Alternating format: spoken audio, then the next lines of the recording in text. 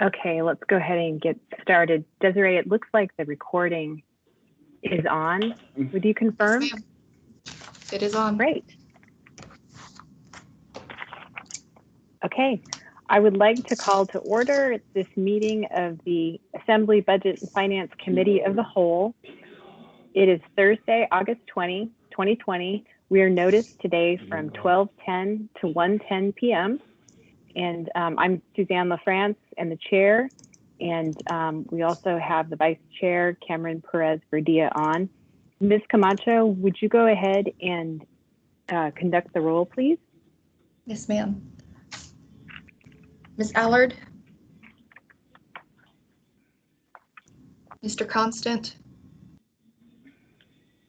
Mr. Dunbar? Here. Ms. Kennedy? Here. Ms. LaFrance? Here. Mr. Peterson? Present. Mr. Perez Verdia? Here.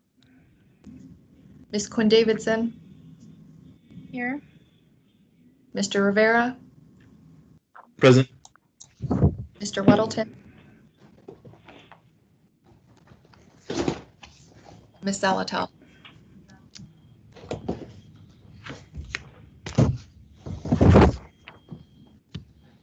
You have a quorum, Madam Chair. Thank you, Ms. Camacho. Just a note for anyone, any members of the public, the agenda is posted online at muni.org on the Assembly page, meetings or committee, budget and Assembly Budget Finance Committee, and it's posted on the website there. So we've got a fairly standard agenda with 1, 2, 3, 4, 5, 6 items. So we'll begin with a report from the Budget Advisory Commission Chair, go into an update on CARES Act funding, and then an update on the 2020 budget, and then the 2021 budget schedule, a briefing on the MOA financial status, and then conclude with an update on pay audits, followed by any other business and audience participation. And as always, if you want to get in the queue, and I see that Mr. Weddleton has joined us, please put yourself in the chat or feel free to text me, 907-351-7199, if you're having any issues with that. So we'll go ahead and start with our first item, a report from the Budget Advisory Commission Chair, Mr. Nolan Clouda. Thank you, Madam Chair. For the record, I'm Nolan Clouda, and I am chair of the Budget Advisory Commission. My update can be fairly brief today, but essentially our last meeting was held August 6th, and we have been, I think, as this body is aware, we've divided up most of the major municipal departments, and each of us has done a deep dive in them. And so large part of our meeting was having us each go through and give updates from our meetings that we had with the directors. And so the departments that we have covered, and I think this is a complete list, includes finance, fire, health, maintenance and operations, parks and rec, planning, police, real estate, as well as the port. And so we devoted a good chunk of our time to that, but we also did receive an update from the Assembly on CARES funding and including the proposed breakdown of the CARES funds that the Assembly did approve, I think, prior to any amendments that may have been done. So we did have some discussion about that, and also we've had some ongoing discussion about the alcohol tax proceeds and purpose, and so we discussed that as well. We did decide there was enough interest, especially in the CARES funding piece, that we scheduled a work session for next week. So on the 27th we will be digging into that, but I do realize that our timing on that, and I would like to bring it to this group. Our timing on that may not be ideal. That hadn't been approved yet when we met last, and so at this stage I'm not sure what, if anything, there is to weigh in on regarding CARES, and so that's something that I would offer to this group is do you still need some input on the CARES funding distribution, and if so, what sort of input might we be able to provide?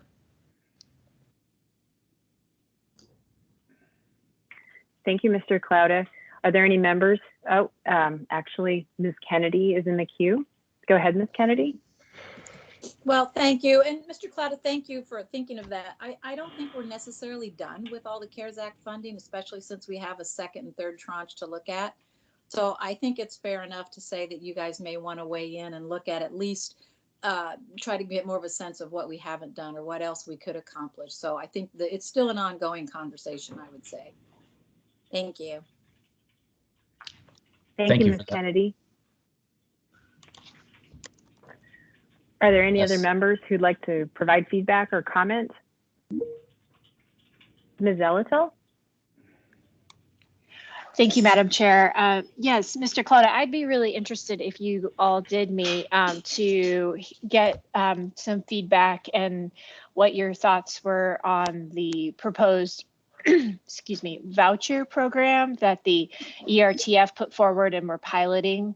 I have a vague sense of it, but I would love to hear from the Budget Advisory Commission its thoughts on the effectiveness of something like that versus some of the other options that we've funded as well. Because I think the second and third tranches will be a question of possibly what programs to continue to scale, or as Ms. Kennedy indicated, did we miss something completely, and is there something new we need to bring forward? Thanks. Thank you. Through the chair, Ms. Zelatil, I also serve on the ERTF, and so we can dig into the voucher program and look at some and think about that. I think that's a good suggestion. So thank you. Thank you, Ms. Zelatil, and thank you, Mr. Clouda. We've got two other members in the queue. First, Mr. Rivera, and then Ms. Quinn Davidson. Mr. Rivera. Thank you, Madam Chair. So for my part, I would be interested in the Budget Advisory Commission weighing in on the distribution of the funds, and what the programs look like, how the funds should be distributed, weighing in on those more technical aspects, because for my part, and I know a lot of my colleagues stated this when we voted, we want to make sure that the processes that we set up are as streamlined and burdened free as possible. So I would be very interested in the Budget Advisory Commission weighing in on those points. Through the chair, thank you, Mr. Rivera. I think we can certainly look at the distribution of funds and technical aspects, as well as the kind of flow of them and how they could be distributed. If I'm understanding correctly. Mr. Rivera, did you want to follow up? No, that's a correct interpretation. Great. Thank you, Mr. Rivera. Thank you, Mr. Clouda. We've got Ms. Quinn Davidson. Thank you, Madam Chair. I agree with everything my colleagues said, and we always appreciate hearing from the BAC. I just wanted to remind you, too, that although we've allocated quite a bit of money, someone will recall the number better than me, but I think it's around $19 million is left in a contingency fund. And we'll be wanting to know how to best spend that as we get into the fall and perhaps see some worse economic impacts, depending on what the feds do. So I'm really interested in that as well. Felix is saying it's a little less than 15. Sure. Through the chair, Ms. Quinn Davidson, thank you very much for that. I think that's a good point. A lot of us on the BAC are watching very closely on what's going on with the economy, and I think should be able to provide some good input as the facts on the ground change. Certainly still a lot to be concerned with as far as the health of businesses and workers in the community. Thanks, Mr. Clouda. Thank you, Madam Chair. Thank you, Ms. Quinn Davidson.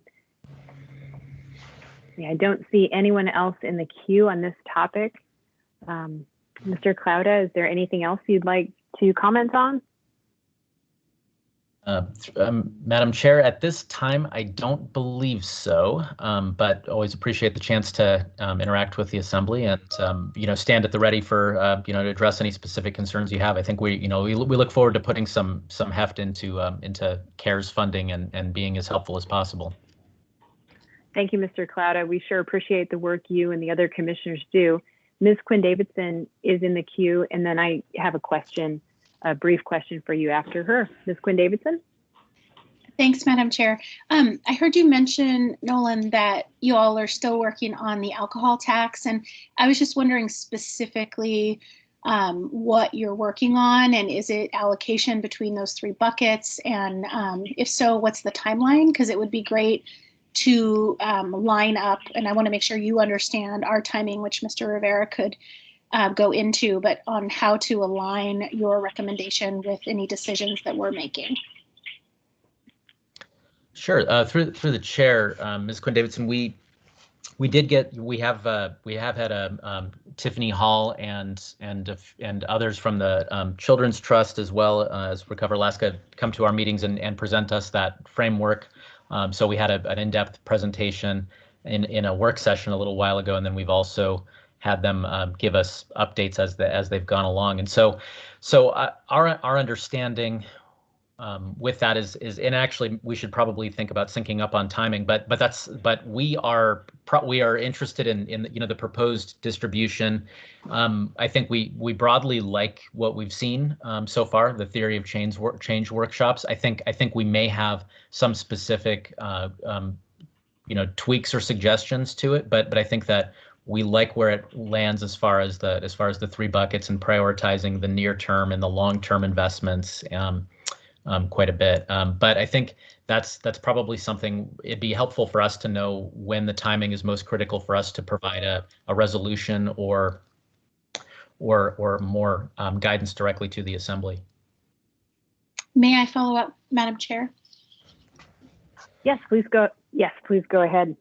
Thank you. And I see that Ms. Altel is asking a question. I wonder if it's the same one I'm going to bring up. But just so it's clear, we've been really lucky to have community members and organizations like Recover and others that are engaged in the theory of change. But that is one recommendation. We've done a number of town halls where we presented, I know the Homelessness Committee and Health Policy Committee presented a joint proposal for how we would use the funds. Ms. Kennedy presented, and Mr. Perez-Padilla was at one of them too, presented ideas for how we would spend public safety money. So there's a lot of other somewhat, informal slide deck proposals. And so I guess, Desiree, I see that you're on the phone.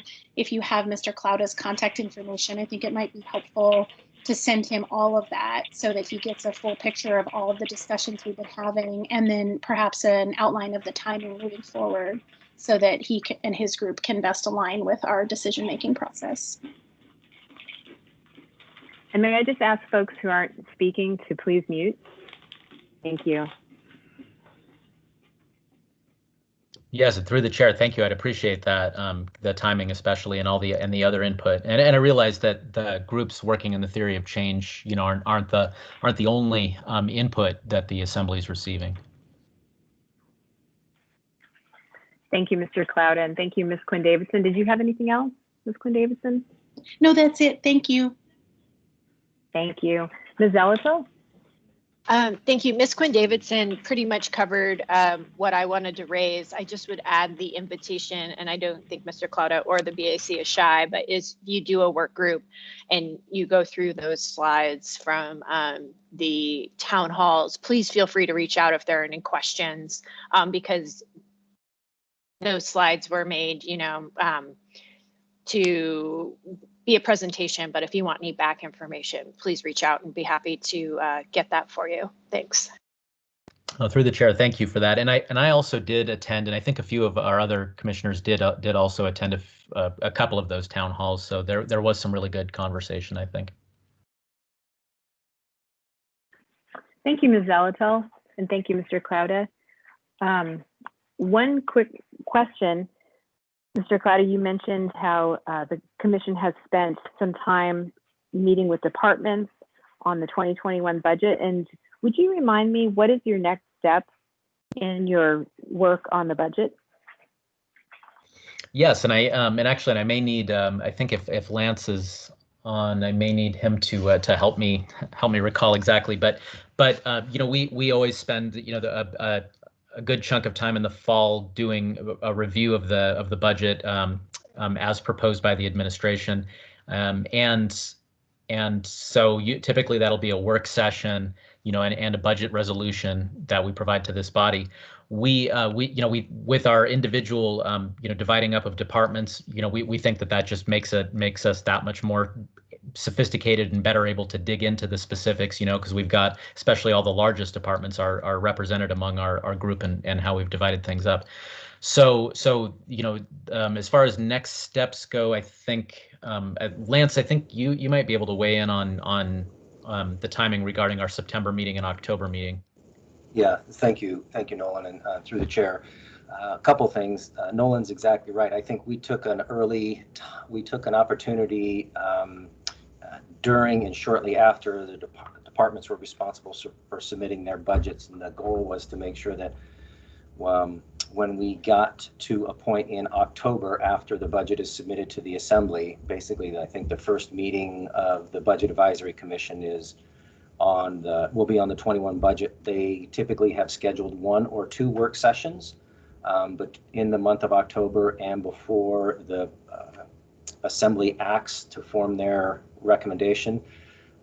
So the value of meeting with the departments was these departments have a significant influence on shaping the overall budget, and they, as Mr. Klauda noted, the Budget Advisory Commission members have a little bit more insight about some of the departments' requests that they submitted in and some of their immediate challenges, and then they can as a body express those to my office, to the Assembly, and to the administration. So they'll be doing most of their lifting on the budget in October.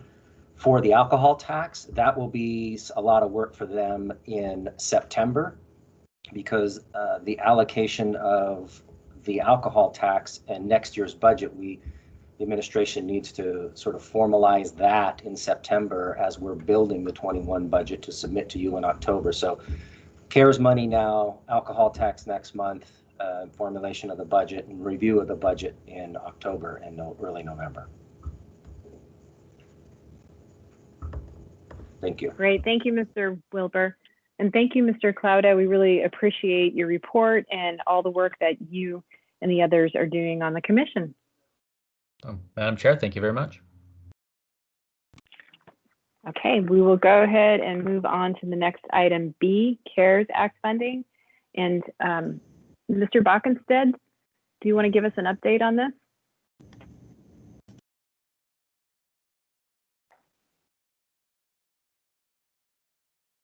Or Mr. Wilbur or Mr. Slivka?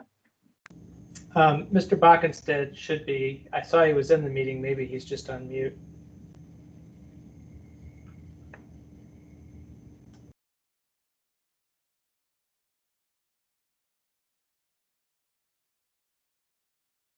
Let's see, I do see him on.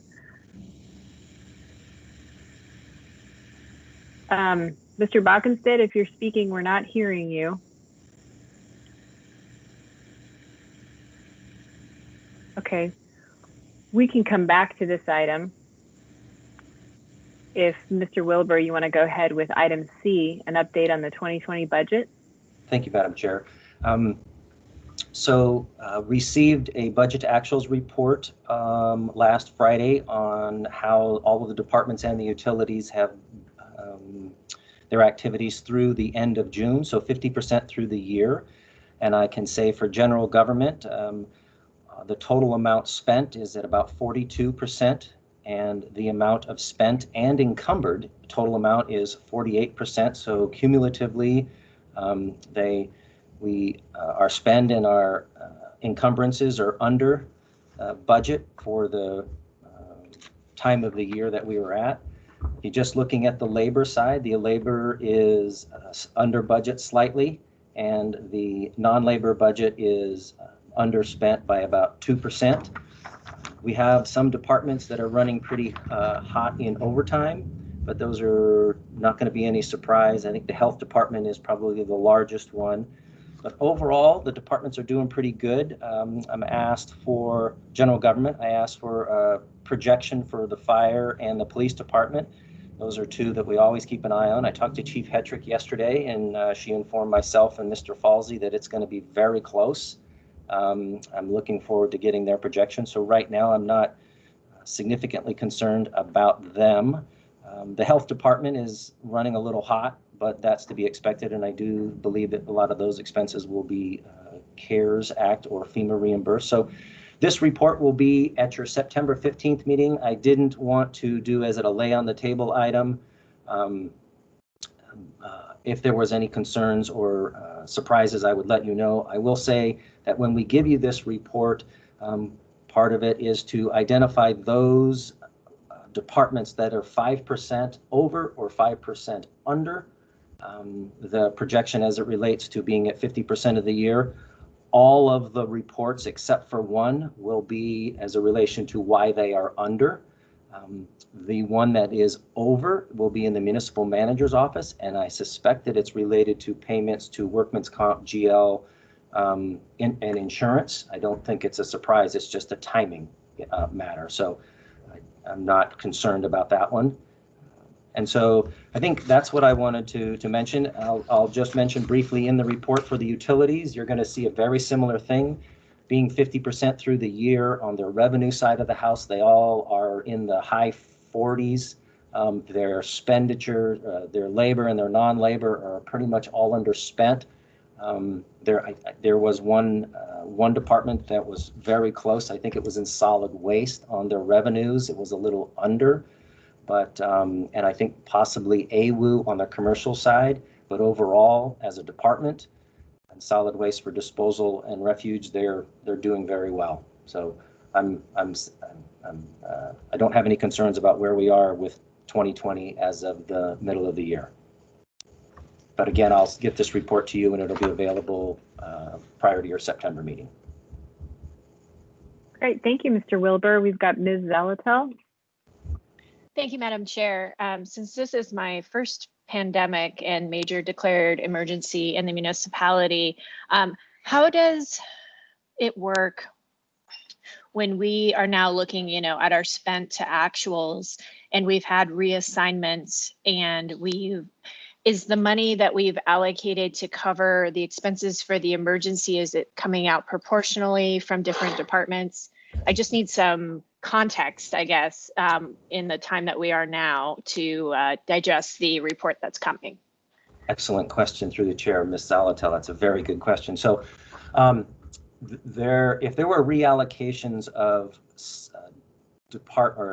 municipal staff to other services or other duties other than their regular duties, they were likely reassigned because of COVID and response to COVID, and those costs would then be covered by ultimately by FEMA. So until the payment of those labor costs are covered for our operating budget, but we anticipate that they will be reimbursed by FEMA. So I don't think there are, except for probably some work in the library, parks, which you're aware of, and you'll see a little dip in transit. Most of all of the other departments, there really hasn't been a significant slowdown in the services that they've been providing. They've just been doing it a little bit differently. I don't know if that answers your question, but yeah, it does. Thank you. Thank you. Thank you, Ms. Zalatel. Any other questions on this part of the agenda for Mr. Wilbur? Okay, thank you. Do you want to go ahead, Lance, Mr. Wilbur, on item B there, impacts of COVID-19 on the budget? Any detail? I don't have much to offer. I mean, I think that I think a little bit of repetition to what I just mentioned. Any services that are COVID related, we're going to be seeing some reimbursement on those. And if we had those budgeted and they were going to be using tax dollars to support those services. We might see some savings there. On the other side, any expenses that are COVID related, they're either going to be in sort of three categories. One, eligible expenses, in which we can recoup our costs for those things that were outside and beyond our current activities and budget. The second category would be activities that are not covered but are essential to get the job done. I don't think we actually have very many of those because our change in our work outside our regular day-to-day is only influenced by COVID. There will be some impacts on the revenue side. There's no doubt about that, on how we are going to get to the end. But again, there are some things we budgeted with local dollars that we're going to be covering with CARES dollars, or COVID-19 dollars. Those are going to impact us. And then we've offered some reductions on our permit fees and some of our license fees appropriately. Those revenues will not be, we will not see those revenues in the close of the year, but we work very closely with Treasury to keep track of the amount and the type, and there may be some information from Treasury later on, but I think that right now is the impact on COVID-19. Again, we at the administration side we're going to have that similar topic as we build 21, trying to forecast and predict how this pandemic could influence what we do in 2021. So we're looking at it in both years.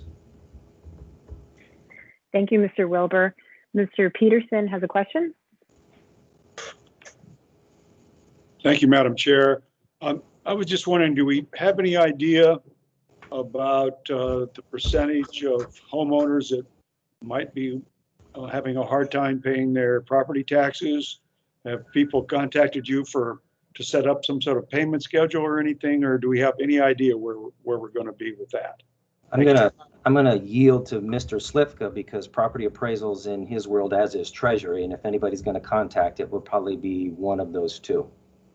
Yes, thank you. Through the chair, Mr. Peterson. Actually, in fact, we are on schedule and we are about $3 million ahead of where we were last year at this time, though through the end of July. Last year, we had received roughly $313 million in property and personal tax, and so far this year, we've received $316 million, and further, the level of people who are late, even with the extended payment dates, is practically identical to where it was last year, and I think the number is really very small. So people have paid their property taxes. Wow, that's really good news, and I'm glad to hear it. Thank you. Thank you, Mr. Peterson, and thank you, Mr. Slivka.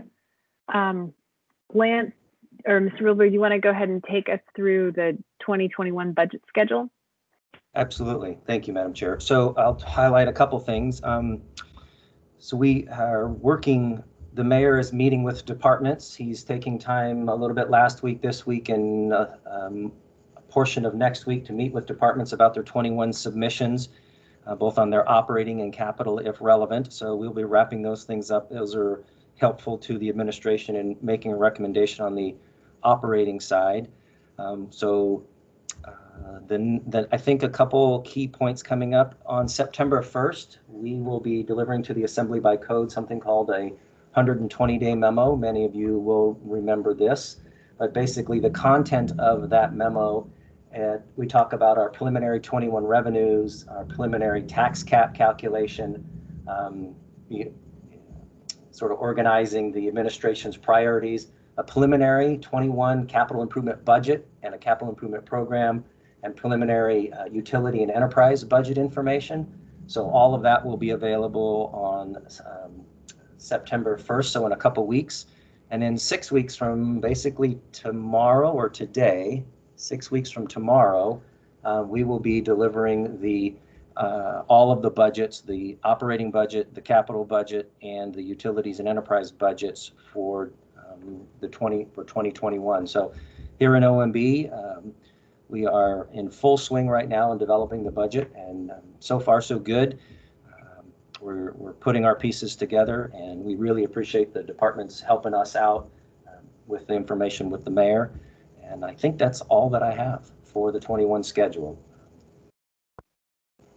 Thanks for that update, Mr. Wilbur. Do members have any questions or comments? I'm not seeing anyone in the chat. Okay, thank you again, Mr. Wilbur, for the information. Appreciate it. Thank you, Madam Chair. We'll go ahead on to item E, MOA financial status by Mr. Slivka. Thank you, Madam Chair. I'm going to defer to the Treasurer, Dan Moore, who's going to talk about really both A and B. So take it away, Dan. Okay, thanks, Alex, and thanks to the Assembly for the opportunity. So on the revenues for 2020 so far, I just got a draft report yesterday, and so I'm just going to summarize a few highlights. The actual details of the report are going to be reviewed by the administration a week from today, and then the details will then be put in writing and go to the Assembly for the September 15th meeting.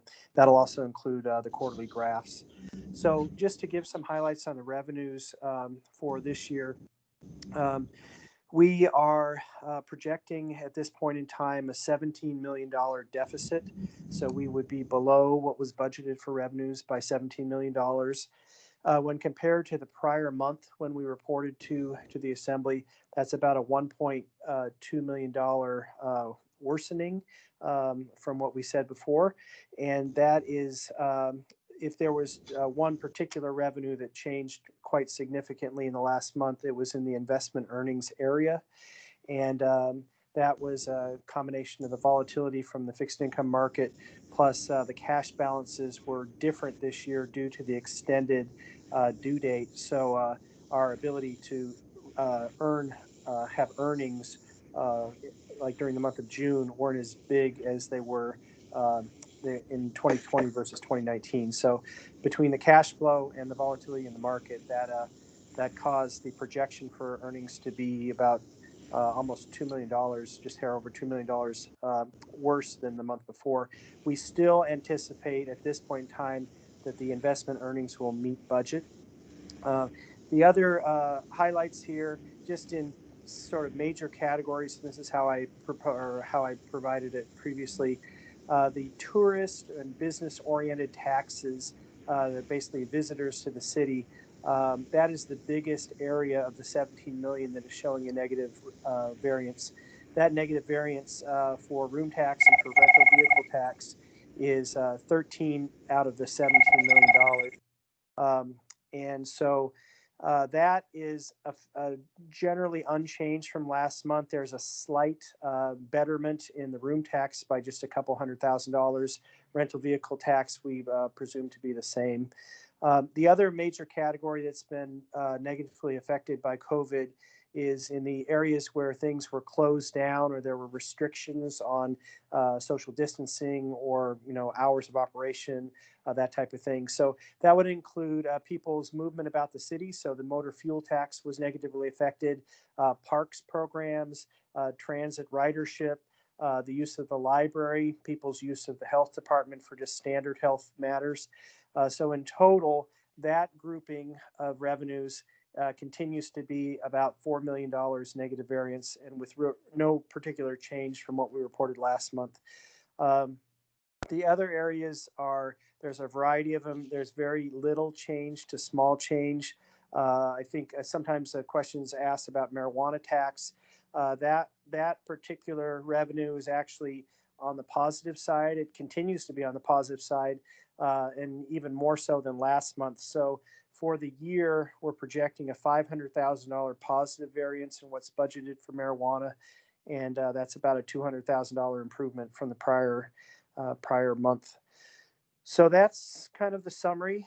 We continue to look at it very, very closely, and like Lance said, we provide updates frequently to OMB, and we try to make sure that the budget that's developed has the best possible projection built into it. And then and then we just sort of go from there. So that's the summary I have. If there's any questions, I'll be happy to take them. Great, thank you, Mr. Moore. Do you members have any questions or comments? I'm not seeing anyone in the chat. Okay. Okay, thanks so much for that information. Okay, you're welcome. Thank you. Okay. We'll go ahead and go on to item F, update on pay audits by Ms. Marshall. Hello. All right, pay audit report. I will just kind of why we're doing pay audits, and then so the goal, just to remind everybody, the goal is to review all payroll corrections submitted since we went live with SAP on 9/11/2017. With that, we are double checking that all payroll corrections were completed without error, and then providing the employees and the unions with a completed audit per person. So that's the goal, why we're doing pay audits. We started this process in January this year. We've completed 351 to date. And since my last report, we have done 70. So 351 total. Of the 70 were completed in the last month. All ML&P audits have been completed, which is great news. And we are currently actively working on a group of 145 pay audits. And then the process is that the legal department will be prioritizing our next batch. So they work with the unions and they come up with, you should work on this batch next. So that's how we're working it. I don't have anything else. Anybody have any questions? Thank you, Ms. Marshall. Great. There are no members in the queue right now or in the chat, so appreciate the update. Thank you. Okay, we'll go back, if Mr. Bockenstead is on the line, to item B, CARES Act funding. Mr. Bockenstead, or perhaps someone else from the administration, are you available to address this agenda item? Hi, Ms. LaFrance. This is Jason Bockenstead. I can talk a little bit about the CARES Act funding. Great. There are a number of programs that are moving forward as approved. I'll give just a couple of different highlights, but certainly we'll be happy to provide more information over email on each of them. The first is on the rental and mortgage assistance side. I believe as of, I think it was the end of last week, we are up over 1,600 households that have been approved for some sort of rental or mortgage assistance. And I believe the total dollar amount that has been pushed out there is about $1.4 million. So clearly still seeing quite a few calls into 211 on that, and we are continuing to push out to different organizations and groups information on that so that they can help us communicate that this resource is available. So continuing to keep an eye on that, but that's kind of where we are standing right now. On the child care assistance program that was previously approved in the amount of $10 million, I believe almost everyone should have received or saw the press release that went out last week that the first 75 providers were approved and a little over 800,000 was pushed out. I believe that number has almost doubled now. We have approved almost an additional 75 child care providers for the payment. And again, I believe the amount that has gone out for that is pretty close to the 800,000. So quite a bit going out there. And I don't know if Mr. Schutte is on the phone. He might be able to be best positioned to give some of the updates on the small business and the tourism and hospitality grants. If he is And not, Mr. Bockenstead? yes. Oh, apologies for interrupting. We do Sure. have Mr. Dunbar with a question. We're in the sure. queue. Oh, I can wait until Jason's done with his presentation first. Oh, okay. Thank you, Madam Chair. I was just going to say that both on the small business and tourism and hospitality ones, we are making very good progress in speaking to all of the different organizations. And if Chris is not on the line, I will say that we expect to have something lined up relatively quickly to begin getting the funding out to those organizations. And as soon as that is ready in terms of application and things like that, we will certainly share that with the members, because we would ask for your help in continuing to communicate these programs out so that everyone, even the smallest operators, will know about it and have an opportunity to apply for the funding. So those are kind of the really broad ones that I think we have good updates on. Others we're still kind of working through the administrative side, and we'll provide updates as we have them. Thank you, Mr. Bockenstead. We can go ahead and go back to Mr. Dunbar. Thank you, Madam Chair. So Jason, on the rental assistance, so it sounds like, I'm just doing the math in my head, 1,600 families, if they got 1 month or two, it's somewhere between, probably about 1.6 million to 3.2 million paid out so far.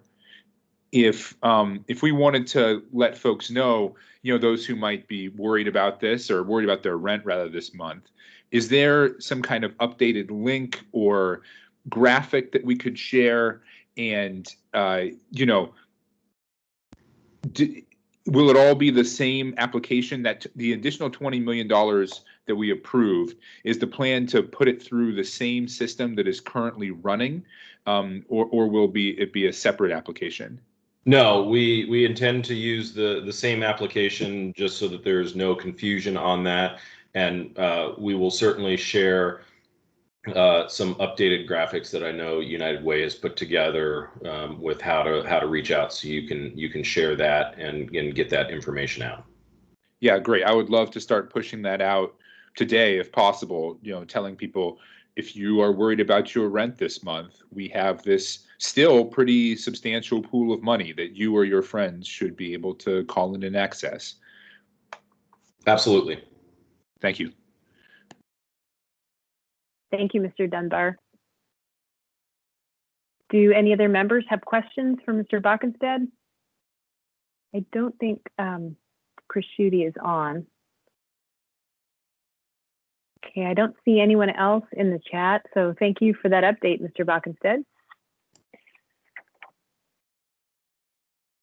Okay, that brings us to item G, other business, and I understand, Mr. Slivka, you have an item you wish to bring up?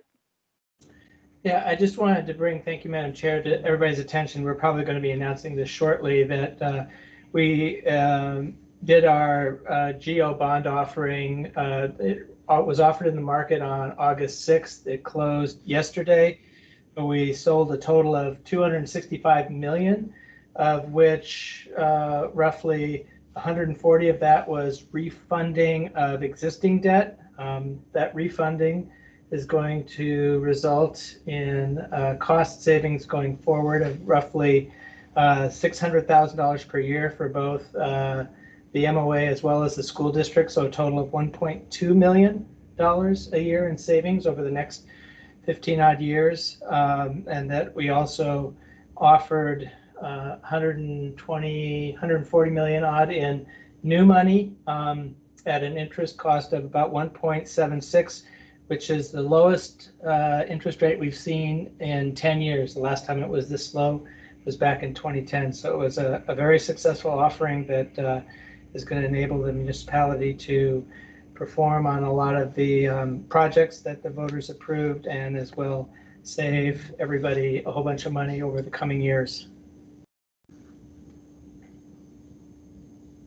Well, thank you for that good news, Mr. Slivka. Do members have any questions or any other items to bring up?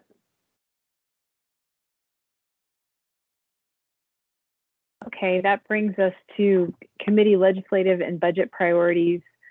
I don't have anything for legislative priorities or budget items for 2021 at this point. Is there anyone who would like to weigh in or bring up anything for either of these two categories?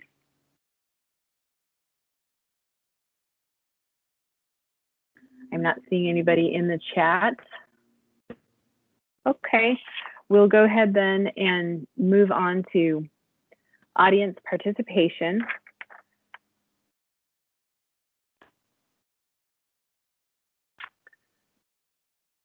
Let me see, are there any members of the public on who wish to participate? I see 907-268-5483. And actually, I understand that Ms. Kennedy. That's Dean, and that's just my son, which introduced me, and no questions. Okay, thank you, Mr. Gates. I don't see anybody else on the participant list. If there is anybody and I've missed you, please press *6 now to unmute. Okay, we'll go ahead and go to Ms. Kennedy, who I understand is trying to get in the chat. Ms. Kennedy? Oh, you are in the chat. Apologies for missing you.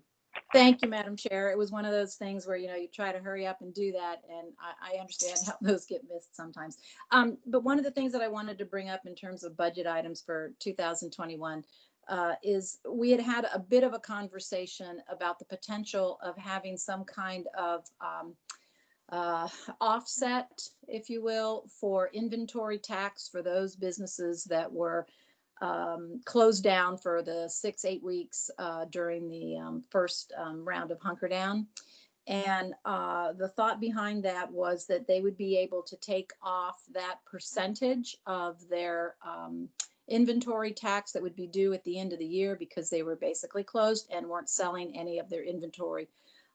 So anyway, I don't know if that's something that would go forward as a recommendation, but I certainly think it's a good conversation to have to see if that's something that we could do to help offset the costs of having been shut down for those businesses during that time frame. And there was another aspect to that I was going to include in my comment, but I can't think of it right now. But anyway, just generally speaking, it was the question of how we can basically do some kind of offset for that time period for people that are going to be accounting for their inventory at the end of this year, because I understand that that's the date they go by. The 31st of December for this year will basically be the number that they use to calculate the inventory taxes that will be due for next year. So if we have any thoughts about trying to help alleviate that portion of the taxpayer burden, then probably needs to be considered in the potential revenue section for the 2021 budget. So thank you, Madam Chair.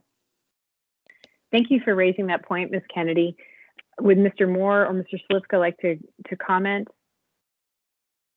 or weigh in? This is Alex Slivka. I will defer. I will ask Mr. Moore to probably go do some work.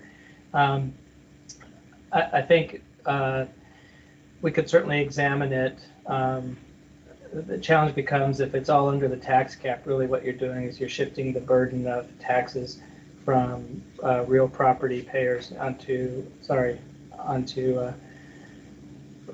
inventory property payers onto property taxpayers.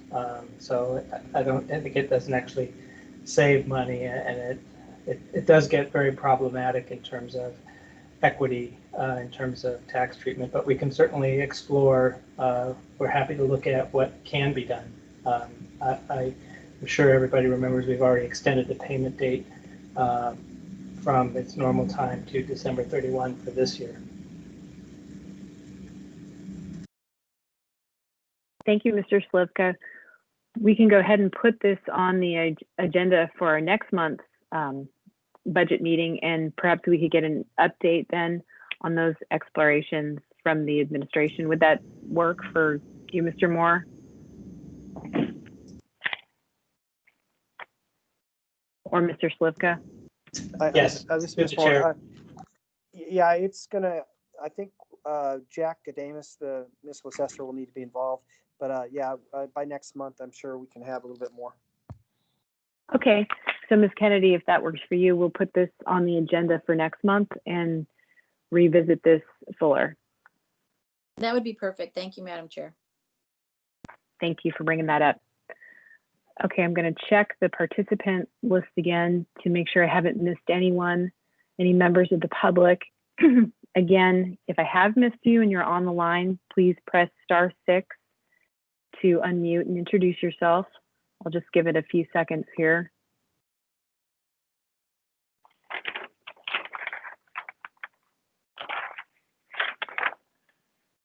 Okay, I'm not seeing anyone. And there are no other members in the queue. I'll pause just to give folks time this time. And seeing no one else, thank you all for participating. Appreciate the information from the administration. And at this time, I will entertain a motion to adjourn. Move to adjourn. Second. See y'all later. Thank you all. Bye.